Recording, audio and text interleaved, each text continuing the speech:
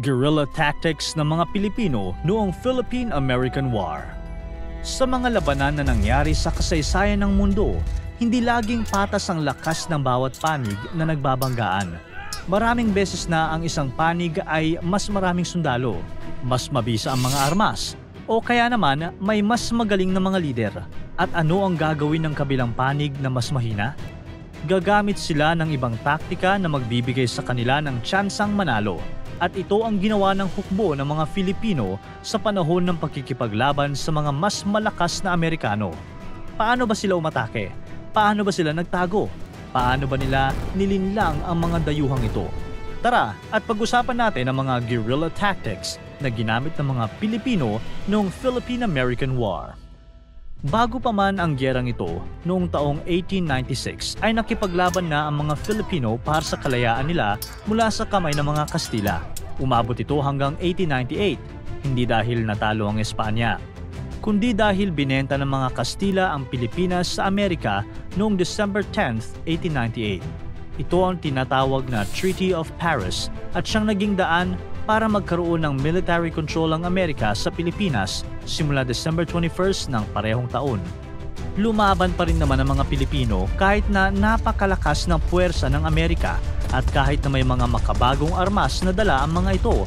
Pero dahil na rin sa mga sunod-sunod na pagkatalo ng mga sundalo ni Emilio Aguinaldo ay umusbong ang guerrilla movement ng mga November ng taong 1899. Kahit nasanay na sa pakikipaglaban ng mga hukbo ni Aguinaldo dahil sa labanan nila ng mga Kastila, ay iba ang karanasan nila sa mga Amerikano. Inaasahan naman talaga ito dahil ang Amerika nga ang siyang tumalo sa Espanya na dating may kontrol sa Pilipinas. Mas malakas ang puwersa nito at may mga rifles, machine guns at mortars at mga granada. Samantalang ang mga Pilipino ay mas maliit na hukbo na may mga armas na masasabi nating makaluma tulad ng mga baril at iba-ibang klase ng patalim. Mahirap na direktang sagupain ng mga Amerikano, kaya mas pinairal ng mga Pilipino ang utak at gumamit ng guerrilla tactics para manalo.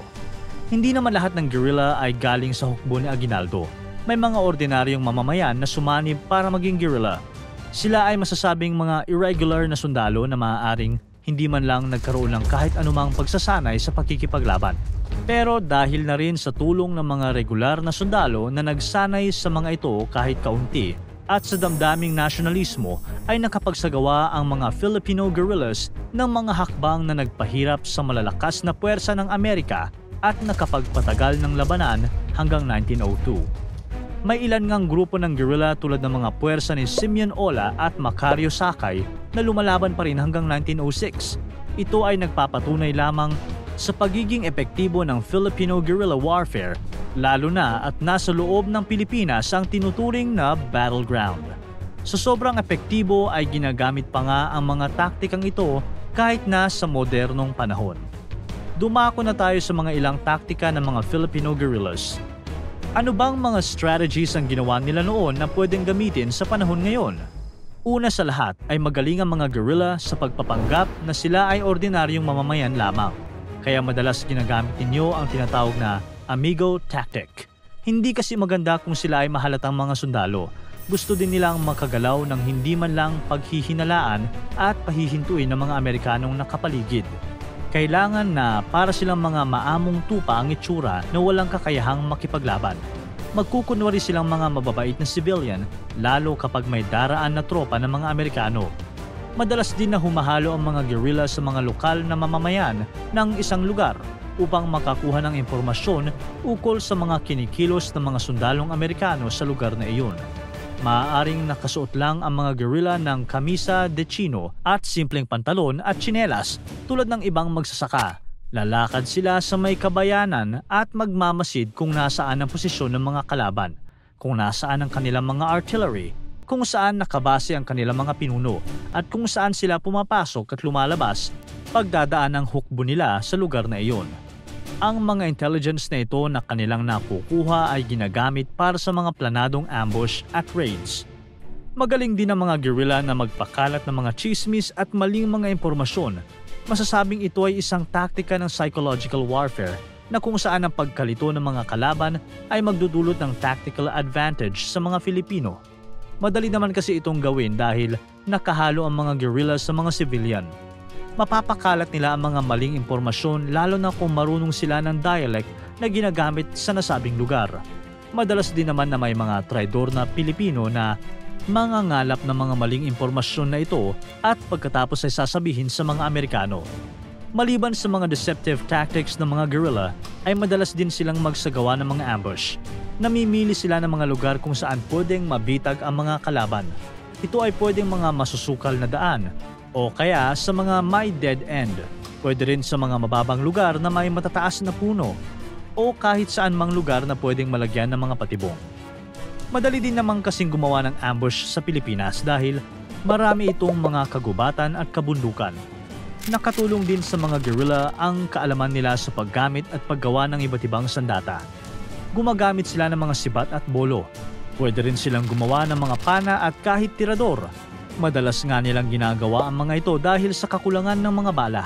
At para malinlang ang mga sundalong Amerikano, ay gumagamit din sila ng mga kanyong kawayan o yung tinatawag na boga. Di naman talaga ito nalalagyan ng bala, pero ito ay maingay na parang kanyon. Aakalain ng mga kalaban na maraming kanyon ang mga guerrillang Filipino kahit sa totoo ay kulang na kulang sila sa armas. Pero kahit naman magaling sa guerrilla warfare ang mga Filipino ay hindi laging tagumpay ang bawat engkwentro nila sa mga Amerikano. Madaming beses na kailangan nilang tumakbo at magtago. Natutunan din nilang matulog sa itaas ng mga puno o kaya sa gitna ng masusukal na damuhan. Naghahanap din sila ng mga kuweba na pwedeng maging kampo o pahingaan man lang.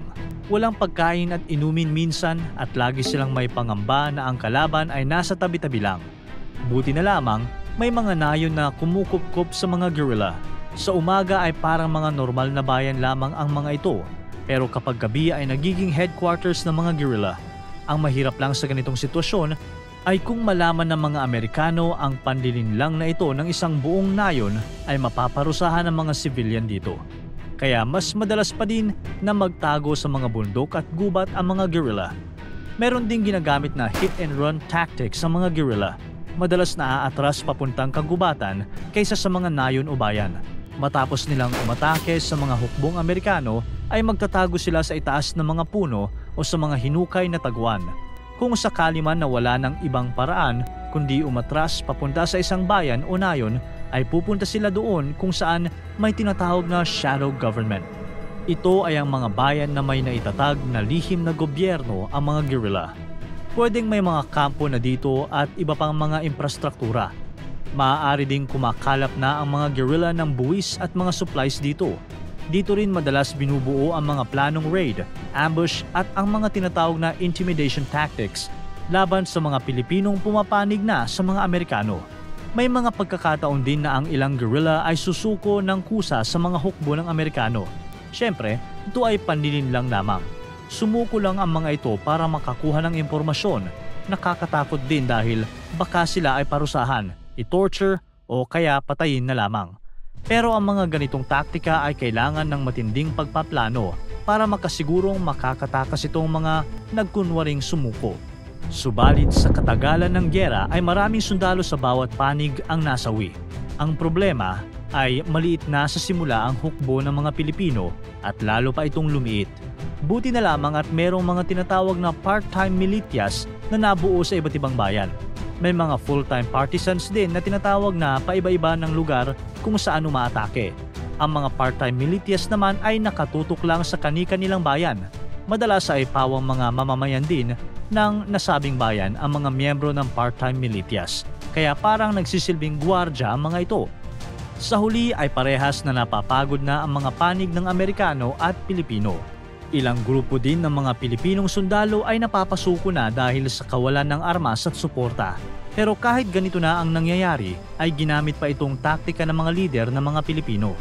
Inaasahan kasi ni Aguinaldo na dahil sa dami ng nasawing Amerikanong sundalo, ay aangal ang mga mamamayan ng Amerika at hihikayatin ng mga ito na itigil na ang gyera dahil sa war fatigue. Naisip nila na mas malaki ang tsansang mangyari ito dahil sa papalapit na eleksyon sa Amerika noong 1902. Ngunit sa kasamaang palad ay hindi natigil ang gyera dahil sa American war fatigue. At kahit patuloy ang mga guerrilla warfare, ay nahuli ng mga Amerikano si Emilio Aguinaldo noong March 23, 1901. Formal niyang isinuko ang Pilipinas noong April 19, 1901. Pero kahit na isuko na ni Aguinaldo ang bansa, ay pinagpatuloy pa rin ang pagkikipaglaban ng mga Pilipino sa ilalim ng pamumuno ni General Miguel Malvar. Kaso natigil na ang lahat pati ang guerrilla warfare nang mahuli si Malvar noong April 16, 1902. Wala nang pinuno ang pumalit. Ang mga grupo naman ni Sakay ay nahinto rin pagkaraan ng 5 taon. Natapos na ng tuluyan ang guerrilla warfare ng Philippine-American War. Pero di naman nagtapos noong 1906 ang kagalingan ng mga Filipino sa pagiging guerrillas. Nagamit pa ang mga ganitong taktika noong panahon ng World War II at sa mga nagdaan pang pakikipaglaban. Sa ngayon, ang mga sundalo nga ng ibang bansa ay siya pang pumupunta sa Pilipinas para lang mag-training tungkol sa guerrilla tactics. Ito ay nagpapatunay lamang ng kagalingan ng mga Pilipino bilang mga natural na mandirigma. Para tuloy-tuloy ang saya at kwentuhan, huwag kalimutan mag-subscribe sa Bubbly YouTube channel at pindutin ang notification bell.